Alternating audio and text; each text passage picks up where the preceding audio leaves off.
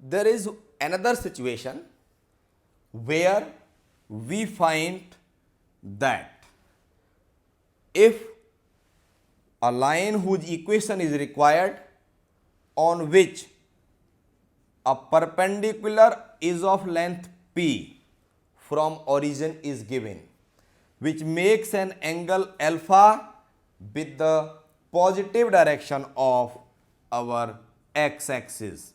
This is y-axis. So, finding of the equation of a straight line on which the perpendicular of length p from origin is drawn, that is p, and this perpendicular makes an angle alpha with the positive direction of x-axis is given by x cos alpha plus y sin alpha is equals to p.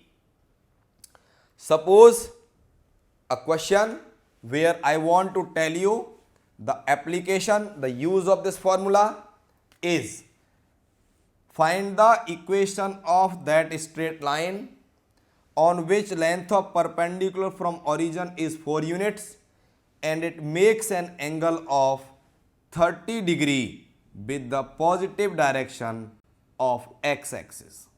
This line is L, this is x-axis, this is y-axis, and this length of perpendicular is 4 units, and the perpendicular from origin to the line is making an angle of 30 degree.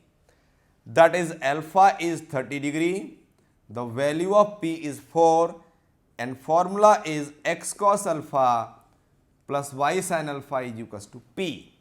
That is x cos alpha means cos 30 plus y sin alpha means sin 30, p means what? 4.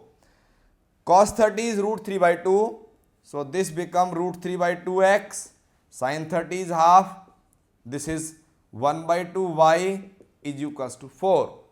What we can say, if solve it, this become root 3x plus 1 y is equals to 8 is the equation of the line whose length of perpendicular from origin is 4 and this perpendicular is making an angle of 30 degree with the positive direction of the x-axis.